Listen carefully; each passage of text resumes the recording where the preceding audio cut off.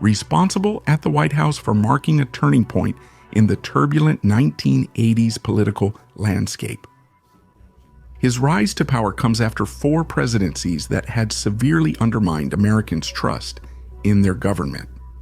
Lyndon Johnson sent thousands to die in the unpopular Vietnam War. Richard Nixon, disappointed with his abuses of power and interference with justice in Watergate. Gerald Ford had no major achievements, and Jimmy Carter lost the presidency after severe economic problems. And the shameful handling of the hostage crisis at the United States Embassy during the Iranian Revolution. That's how, at a time of minimal faith in the political status quo, Ronald Reagan emerged to lead what was called a conservative revolution in the United States, whose legacy left a mark on the Republicans that remains to this day. This man was an athlete, economist, executive, and actor who became a politician, governing California for 8 years and serving another 8, the entire country. He was not free from contradictions and controversies. This is the life of Ronald Reagan. Rinaldo Carrillo here with the New Encyclopedia, and I invite you to like this video, leave your comments, share the material, and above all, support us on our Patreon so we can keep bringing you the best of history.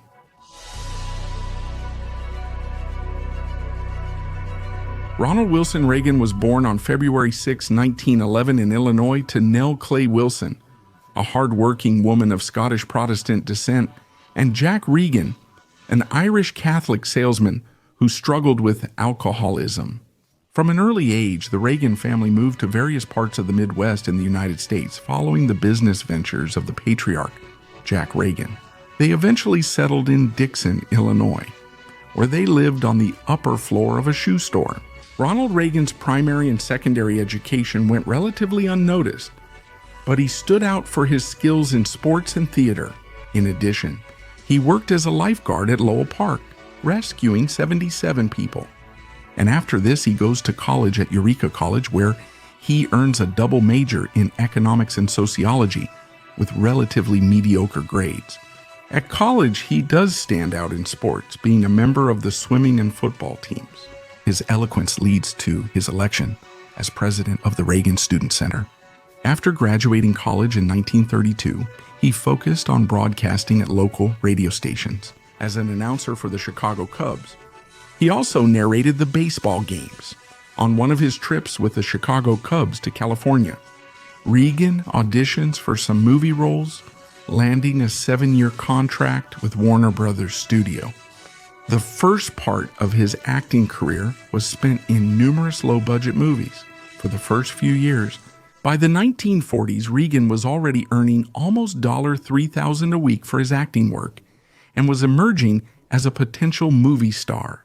In April 1942, he was called to serve in the military, but since Reagan suffered from severe myopia, he was excluded from serving outside the country. So he was assigned to a port as a liaison and then transferred to the Air Force Public Relations Office. A large part of Reagan's military service was spent making films for the Army to promote the American war effort. He was finally discharged with the rank of captain in 1945. As an actor, Reagan knew how to navigate the Hollywood world, eventually becoming president of the Actors Guild. He would be re-elected 6 times in a row, from 1947 to 1959. As a union leader, he enforced the union laws set by the federal government. He resolved disputes and stood out for his work during the Hollywood blacklist era, a hiring policy that denied jobs and contracts to actors, writers, directors, and musicians if they had ties or sympathies with communism.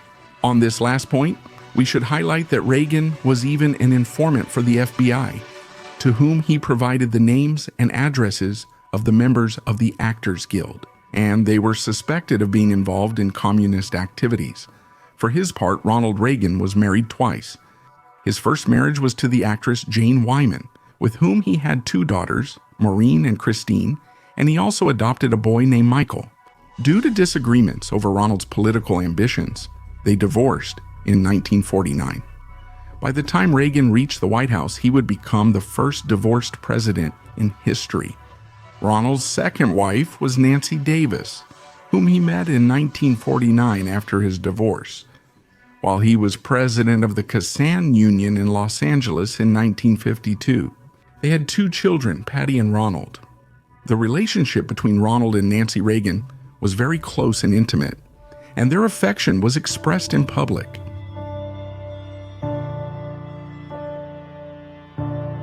Reagan began as a Democrat in Hollywood, but shifted his political views in the mid-1950s, and eventually he joined the Republican Party in 1962, where he began to work actively. Reagan always believed in defeating cultural communism, which he saw as a threat. In California, he recorded ads with his announcer's voice for various conservative campaigns. He stood out in one he did for the American Medical Association, warning about the Medicare Medical Assistance Act, one of Lyndon Johnson's flagship projects, which would be, according to him, the end of freedoms in the United States. He also opposed aid systems for black minorities, wage increases, and the creation of the federal agency called the Peace Corps, which at that time sought to increase the presence of the United States abroad. Later, we will see things change during his presidency. But before that, because of all these positions, the Republicans in California were impressed with Reagan's political views and his charisma.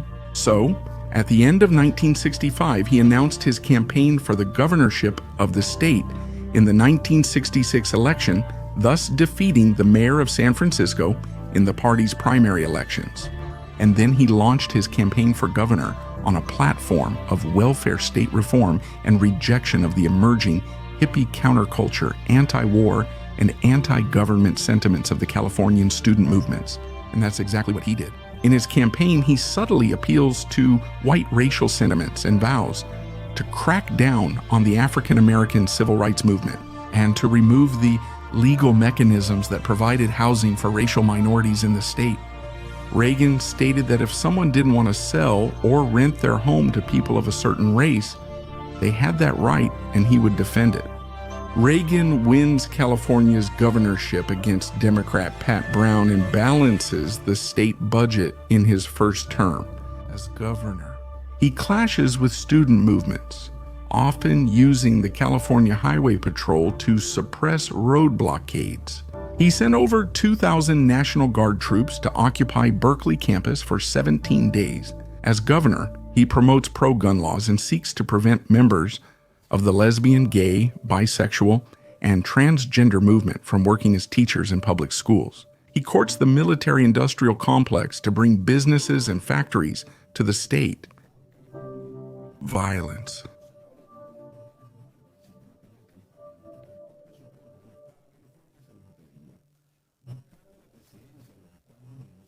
Reagan runs unsuccessfully as a candidate in the Republican primaries in 1968 as part of the movement to contain Richard Nixon.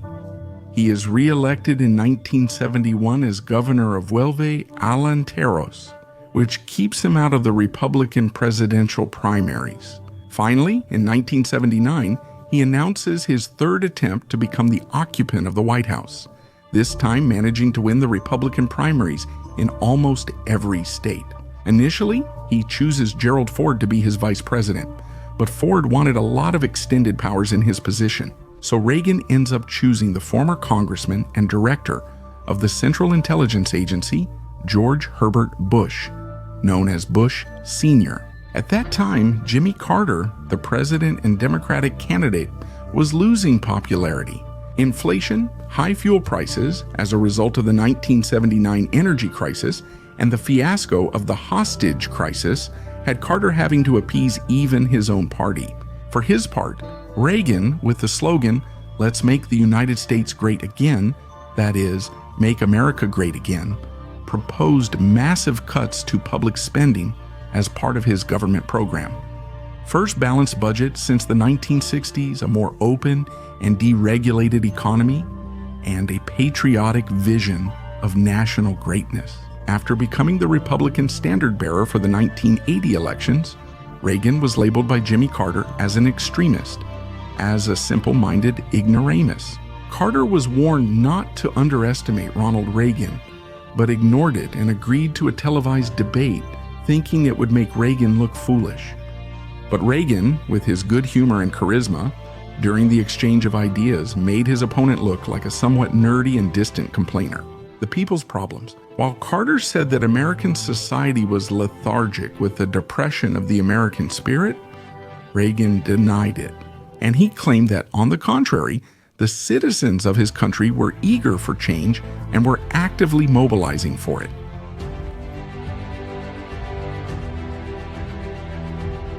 With double-digit inflation, rampant unemployment, and an indebted state, the citizens chose a president, 1980 to Ronald Reagan. With an overwhelming majority, Reagan won 489 electoral college votes compared to Carter's 49. Jimmy Carter's defeat was the worst electoral performance by a president since 1932. At 69 years old, Reagan would be the oldest president to occupy the White House up to that point. That record was later broken by Donald Trump, 36 years later at age 70, and then by Joe Biden at 77 years old during the transition from Carter to Ryan. He is advised by conservative think tanks such as the Heritage Foundation, the American Enterprise Institute, and the Huber Regan Institute. He leads what they call a conservative revolution after the United States experienced the major cultural revolution of the 60s and 70s, and the world led by students who were concerned about issues such as the Vietnam War, African American civil rights, poverty, and cultural and sexual morality. This so-called conservative revolution, which at its core mixed very liberal elements with conservative ones, was carried out by the right. Not with the unemployed radicals or the upper classes, but with the working middle class, who, with their work ethic, were facing the world.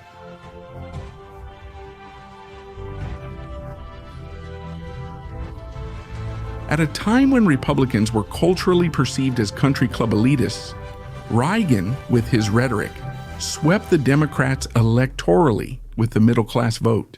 Americans used to choose Republicans when they wanted calm and to keep things as they were. But with Reagan, they went to the polls in favor of change. Opposed to liberalism's status quo and the major cultural shifts happening in the country in 1980, the Republicans also won the Senate for the first time since 1952. Then they would regain seats in the House of Representatives in 1994 and in 1996, consecutively, for the first time since the 1920s. And they did all this on Ronald's legacy. As president, Reagan focused on defense policy, the military industry, and the presence of the United States on a global level. This would renew the United States warlike policy, which would continue until events like the Middle East War in the 21st century. Reagan also tried to focus on government deregulation of the economy, so he reduced state spending in almost every government department. However, he substantially increased military spending for the Department of Defense and also expanded spending on Medicare and other social welfare programs. In fact, federal public spending ended up increasing rather than decreasing, going against one of the main pillars of his campaign. At the same time, he made one of the largest tax cuts in history. By reducing taxes and therefore revenue, and by increasing defense spending, Reagan made the public deficit even larger, just as the American left-wing liberals had done before, whom he had always criticized. This eventually led him to reverse the historic tax cuts he had made at first. When they made these remarks about the deficit, Reagan, in his always eloquent style, replied that the budget deficit is big enough to take care of itself, so let's not worry about it. Likewise, in the presidency, Reagan promotes a conservative discourse of Christian values. He made the federal government a vehicle to restore mandatory prayers in public schools. He proposed amending the Constitution to protect the right to pray and display religious images. However, he couldn't dismantle the Department or Ministry of Education, which had been created by Jimmy Carter to please the teachers' unions and was seen as a serious threat to educational freedom. On March 30, 1981, Reagan, his press secretary, a police officer, and a Secret Service agent were shot in an attack carried out by John Hinckley Jr. as they were leaving the Hilton Hotel in Washington. Reagan was taken to the emergency room at George Washington University Hospital and underwent emergency surgery, from which he fortunately survived. Another contradiction with the pre-presidency Reagan was the amnesty he granted in 1986 to more than 3 million undocumented immigrants. This was not in line with the aspirations of the average American or his government platform, and in the long run, it ended up politically affecting the Republican Party. A supporter of economic liberalism, he mainly promoted budget cuts. In addition to what has already been mentioned about public spending, he freezes the minimum wage, deregulates the financial system, cuts federal assistance by 60%, and reduces the housing budget by 50%. His economic management during his 2 terms drew both criticism and praise. His policies in the end only benefited big companies, paralyzed social mobility, and also managed to triple the country's public debt, while others applauded him for ending the rampant inflation that the United States was experiencing and for greater gross domestic product growth during his term. In 1984, Reagan was reelected as president with another landslide victory. On the other hand, Reagan promoted a war on drugs policy and declared that the growing crack epidemic in the cities could be fought. By punishing addicts and small-time dealers with mandatory minimum sentences, he created a huge prison problem that still exists today. Not to mention the problem with the law.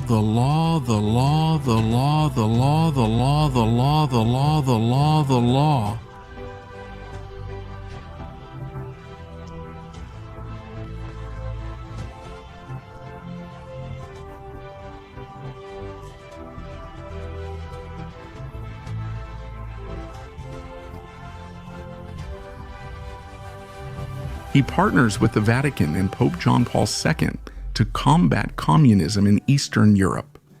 In the Middle East, he declares war on Hezbollah following an attack on Lebanese barracks. In Africa, he confronts Muammar Gaddafi and wipes out all his air defense.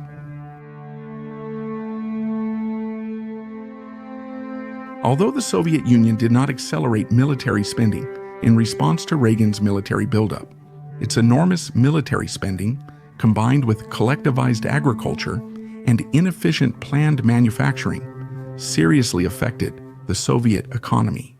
At the same time, oil prices in 1985 fell to 1/3 of their previous level, with oil being the main source of Soviet export income.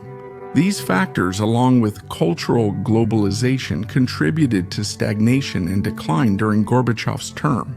Meanwhile, Reagan ramps up his rhetoric. In his well-known 1983 speech to the National Association of Evangelicals, he outlines his strategy for victory. He calls the Soviet system an evil empire and a failure, saying its end would benefit the world.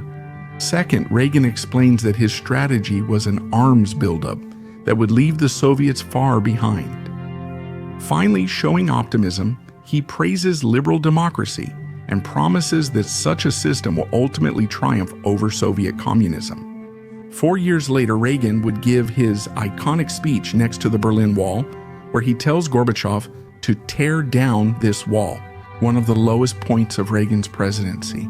Perhaps it was the Iran-Contra scandal, in which the profits the United States received from selling arms to Iran during the Iran-Iraq War were given to the Nicaraguan Contras to fight the Sandinistas, in violation of what the United States Congress had ordered. And it didn't end there, because besides giving money to the Nicaraguan Contras, drug trafficking was also facilitated to finance them. The CIA sold cocaine and crack through intermediaries in the poor neighborhoods of the cities, and they used the profits to give them to the Contras so they could buy weapons, without knowing, paradoxically, that the Contras, with that money, they were also supporting drug lords in Central America and Colombia. Reagan left the presidency in 1989 to his successor, Bush Sr., with a relatively favorable economy, an oversized military-industrial complex, and a conservative movement with a more liberal economic inclination, and an interventionist approach abroad. He retired with his wife to Bel Air and his Santa Barbara ranch, He was a speaker at the following Republican conventions and had a very active political life of activism after his presidency. But by August 1994, at 83, he was diagnosed with Alzheimer's disease, which progressively deteriorated and undermined his lucidity and mental capacity. Late in life, he could only recognize a few people around him.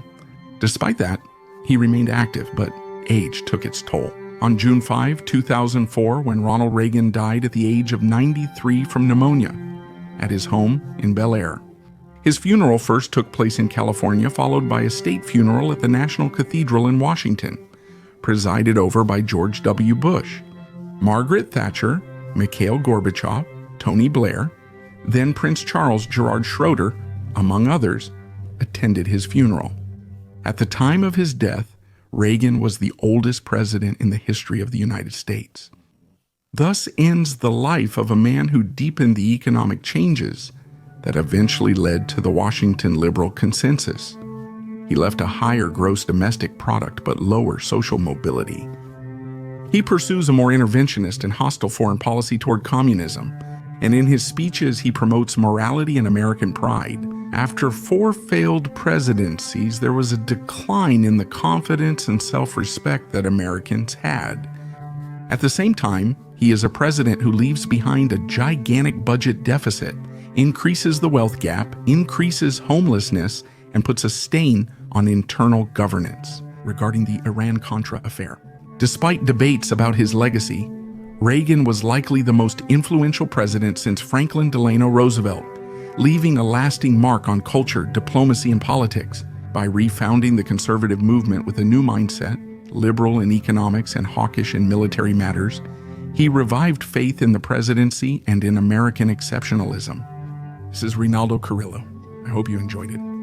Don't forget to like, leave your comments, share the content, follow us on our Instagram account and Patreon so you can keep enjoying this content.